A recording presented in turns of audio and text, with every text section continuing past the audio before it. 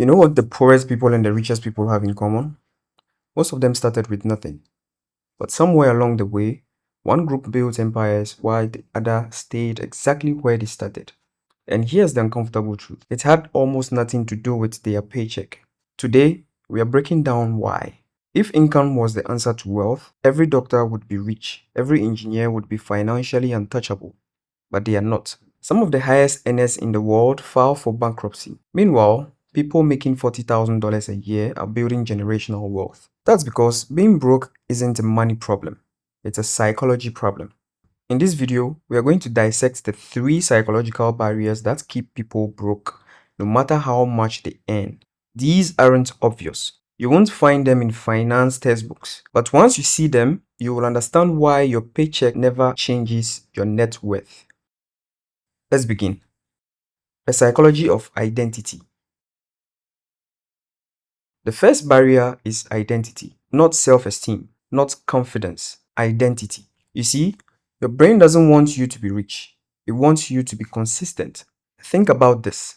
If you grew up in a household where money was scarce, where your parents struggled, where conversations about money were either absent or anxious, your brain didn't just observe that, it internalized it as your identity. You became someone who doesn't have money, not someone who doesn't have money yet. There is a psychological difference. Your identity operates like a thermostat. Where your financial reality starts to exceed your identity, something happens. Your brain pulls back down. A person makes $50,000. Suddenly, they get a $15,000 raise. For 3 months, they are excited. But then, without realizing it, they upgrade their lifestyle. Not slightly, proportionally. A better car, a nicer apartment, expensive habits. And 6 months later, they are right back where they started, financially. This isn't stupidity. This is identity protection. Let me give you a specific example. A person grows up being told, "We are not rich people." Their parents say it, their relatives reinforce it, they absorb it. 20 years later, they make six figures, but they still think like someone who isn't wealthy. So when opportunity costs money, like investing $10,000 into a business or education, they hesitate. Not because they can't afford it, because it feels wrong to them. It contradicts their identity. Someone with a wealthy identity sees that same $10,000 as an investment in themselves. Someone with a scarcity identity sees it as a threat. The most powerful thing you can do right now is to deliberately construct a new identity, not through affirmations, through action and evidence. Start small. Make one financial decision that a wealthy person would make. Then document it. Prove to your brain that you are that person now.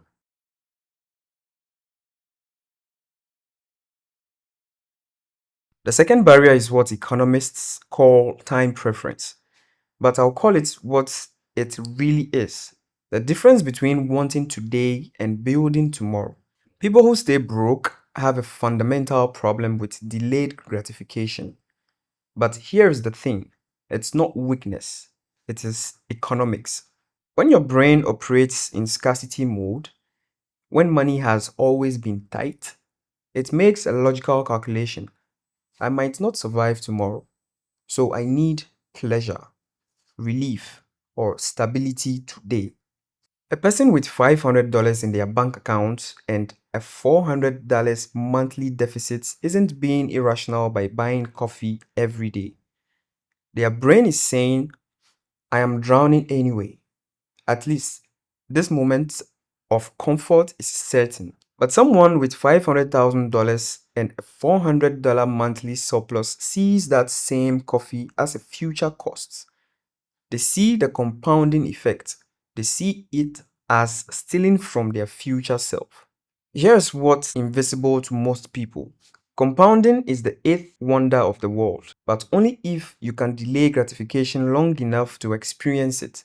$5 a day spent on convenience is $1,825 a year. Over 30 years, with even a modest 7% return, That's $245,000.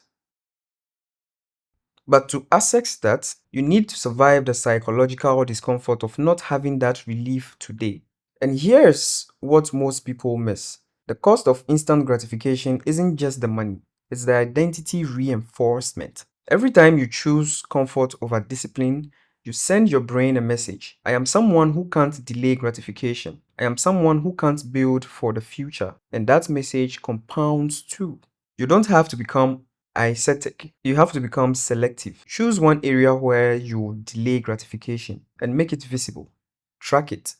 Let your brain see the results. Once you prove to yourself that delaying gratification works, that the future payoff is real, your entire psychology shifts.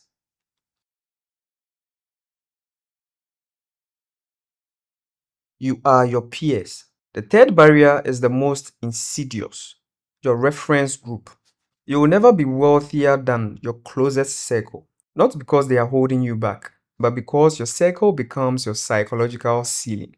If everyone around you thinks $100,000 a year is rich, then your brain sets that as the target. Once you hit it, your brain says, we've made it, relax now, and you stop.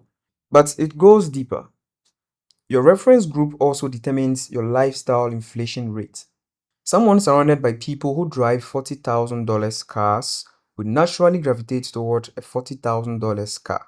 Someone surrounded by people who drive $120,000 cars will do the same.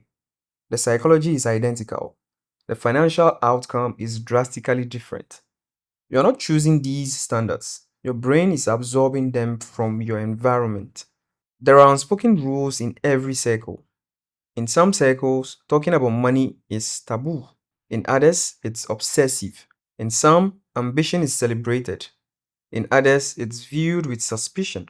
If you grow up in a circle where ambition is seen as greedy, or where financial success is viewed as suspicious, your brain internalizes that as danger. You will unconsciously self sabotage when you get close to too much success. And there is an invisible cost: peer expenses. You go to dinner with friends, everyone orders $25 entries. You do too, because it's socially awkward not to. That's $300 a month if you do it weekly. Over your lifetime, millions. But more importantly, it's a daily reinforcement that this is your economic tier.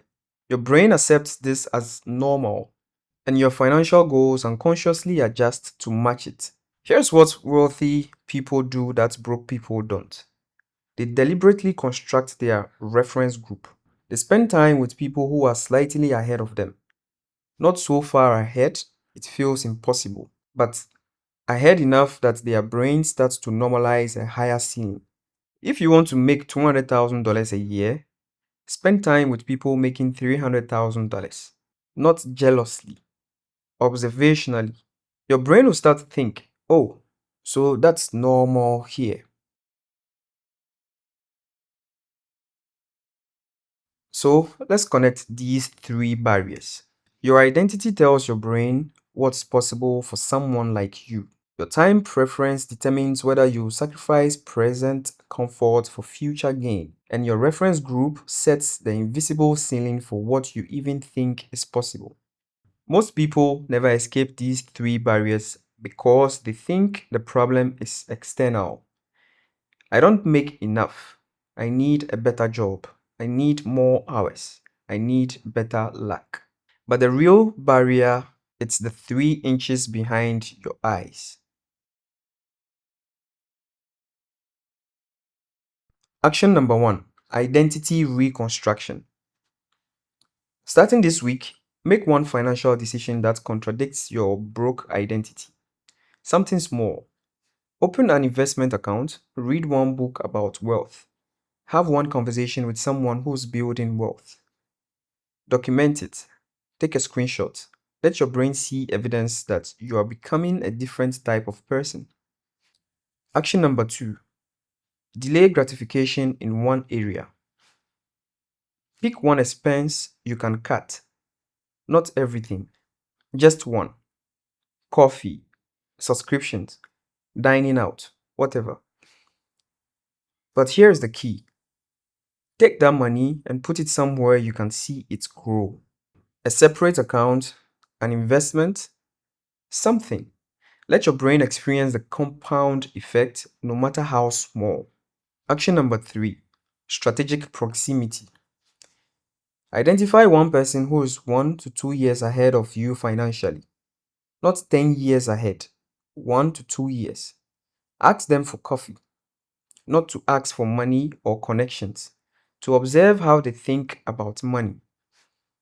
Let that observation start to reshape your reference group. Here's what separates people: not income, not luck, not timing. It's whether they've broken these three psychological barriers, whether they've reconstructed their identity, whether they've learned to delay gratification, whether they've raised their reference group. Income is just what happens after you fix those things. And the beautiful part, you don't need permission. You don't need money. You don't need circumstances to change. You just need to change what's happening inside your own head. That's always been the answer.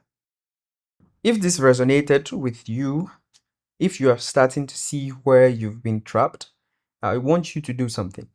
Drop a comment below. Tell me which of these three barriers has been holding you back the most: identity, time preference, reference group. Your answer might be exactly what someone else needs to hear. And if you haven't already, subscribe.